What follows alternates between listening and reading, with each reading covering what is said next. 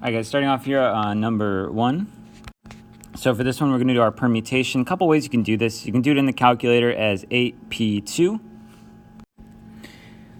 Or if you wanted to use the official definition of the permutations, it is you take this first number and do a factorial on top, and on the bottom you subtract the numbers, so it's going to be 8 minus 2 factorial for that.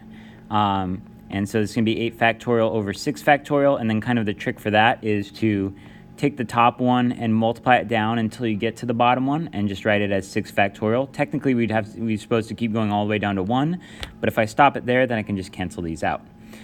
If you just kind of think of it like the official definition here is times 6 times 5 times 4 times 3 times 2 times 1. And then if we had the same thing on bottom with the 6 factorial, just starting at 6, you can see that everything does cancel out anyway. So that's just a quicker way to do it. So 8 times 7, obviously 56. All right, next up, number 2. So for this one, we got 16 factorial over 8 factorial for our 16p8. And so that's going to be 16 times 15, and then I'm going to put like a dot, dot, dot here. And then I'm going to go all the way down to 9, and then times 8 factorial. On bottom, we have 8 factorial, so we can cancel them out there. So I just have to do 16, all those multiplication there, and I'm going to use my calculator for sure. So we got 16 times 15 times 14 times 13 times 12 times 11 times 10 times 9. And that actually gives me a 518918400. So there you go. It should be a kind of really big number on that one. All right, next up here it says how many 4-letter words can be formed using the 26 letters in the alphabet if repetition is allowed or is not allowed. So for the is not allowed, we can actually do 26p4 there. Because that is a big thing on permutations, is that order matters, which this one it does, and there's no repetitions. Now, is not allowed, that one actually I would just use the old lines trick, so we have 26 available in each line, and that does not go down because we are allowed to repeat there, and so that's just going to be 26 to the 4th power. And so that's going to be 4, 5, 6, 9, 7, 6. For that one. And then for this one here, and once again, you could do it like this as well. You should get the same answer even if you use this trick, as long as on this one, if it's not allowed, we're going to decrease these by 1 every time. So we got 26 times 25 times 24 times 23, and that is going to be 3588800, which makes sense that that's smaller because we're limiting our options there. All right, next up here, it says 6 horses enter a race. How many different orders are possible for completing the race? So this is a classic 6p6 here. So it's saying out of all 6 horses, how many different orders can all 6 of the horses finish? And so that is 720 on my calculator there. And then this is just asking us about the first 3 places. So that one I would say is 6p3 because we still have the same 6 horses, but we're only picking the first 3 spots. So on my calculator, that one says 120. All right, next up here, it says a multiple choice test has 4 questions with 3 choices for each question. How many different ways can the test be completed? So on this one, I'm going to say it's not a permutation because we're not trying to rearrange the questions here. We're kind of figuring out how many possibilities there are. I'm going to say that this is actually the fundamental counting principle. And so what I would say is I should draw my lines here. We have 4 questions. So I'm going to call it like question 1, question 2, question 3, and question 4. And then for each question, we have 3 choices. And so if I multiply those all up, that's going to give me my possible outcomes here. There are 81 possible ways to do this test. All right, next up here, it says a restaurant is offering the following. So how many different meals consisting of a main course, a drink, and a dessert can be made?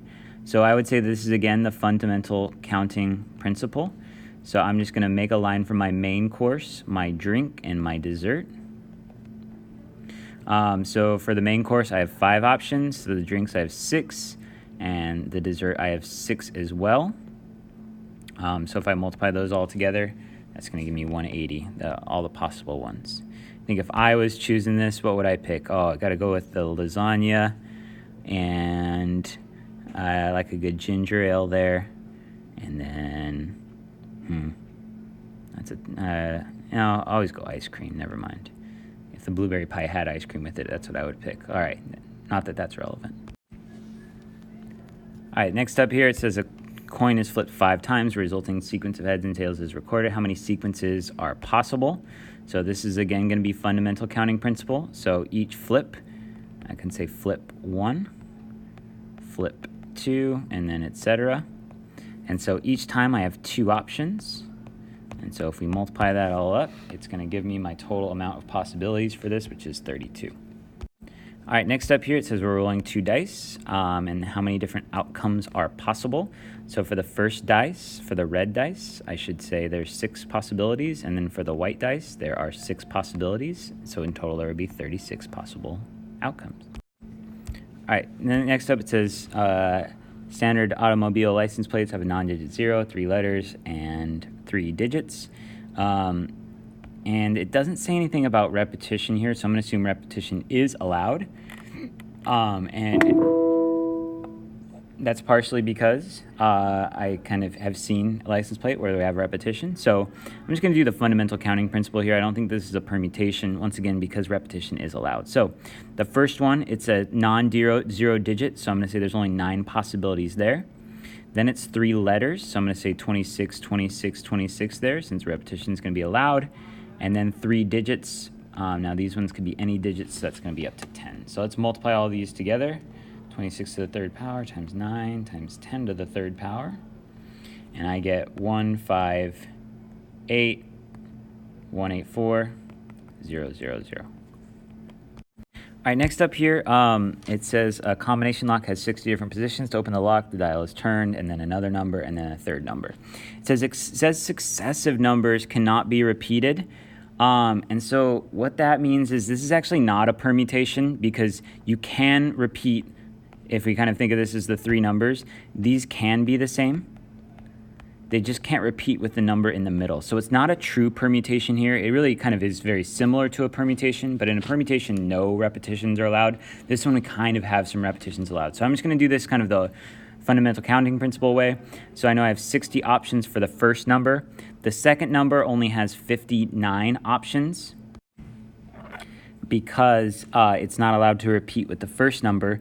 But the last number is the tricky one here. It actually also has 59 numbers. That's because it's one of the numbers has been taken away from this one, because these cannot match. But the one that could not be used here now can be matched over there. So these ones cannot repeat. So that's why it's not 60, but it's not 58, because I still can use, like I said here, that original number that I started there. So I'm going to multiply those together and get my answer. So for me, it's 208, 860. All right, next up here, we've got the Senate subcommittee, 8 Democrats, 9 Republicans. We need a chairman, a vice chairman, and a secretary. If the chairman must be a Democrat and the vice chairman must be a Republican. Okay, so putting a lot of restrictions here, so it's not like a true permutation. So what I would say is let's just draw our lines here. So we need a chairman, a vice chairman, and a secretary. We know that the chairman must be a Democrat, so we have 8 possibilities there. The vice chairman must be a Republican, so we have 9 possibilities there. And then for the secretary, it could be anyone, but it can't be one of the ones I chose already. So I'm actually going to say this one's 15, because it's going to be 17 of the original people minus the 2 I chose for the first 2 positions. So that only leaves 15 for the last one. And so that comes out to 1080. All right, next up here, this says that in how many ways can 5 students be seated in a row if 5 chairs, if Jack insists on sitting on the first chair? So Jack's kind of out of this equation, or if you want to think about it with our lines, there's only kind of one way that Jack can sit there. And so for the other students, there's 4 possibilities here, 3 there, 2, and 1. It's really 4P4. And then once again, times that 1 for Jack, since he's kind of taken himself out of the equation here. So 4 factorial or 4P4, either way is going to be 24. All All right, next up here, it says the man bought 3 ice cream cones, 2 vanilla or 2 chocolate, 3 strawberry, 2 butterscotch for 10 children. And how many ways can he distribute these among the children? So the order kind of does matter here because if you get a vanilla, that is different than getting a strawberry. But we do have repetition, and so this is what we call a distinguishable permutation. So I'm going to start off with kind of the fact that we have 10 children. So I'm going to start this off by doing 10 factorial for that one. So we are kind of giving every kid an ice cream here. We have 10 ice creams, 10 kids, so we can rearrange them that many ways, 10 factorial. But if we have any repetition on this ever, we need to always put that on the bottom. So I have a 3 repeating for this one, so it's going to go 3 factorial. I have a 2 repeating, so I need to multiply that by 2 factorial. 3 again, so again 3 factorial. And then 2 again, so that's 2 factorial. So I can go ahead and just multiply this out. So 10 factorial, first of all, is 3628800. And then 3 squared times 2 to the 4th is just 144. So 10 factorial divided by 144, it'll just give me 25,200.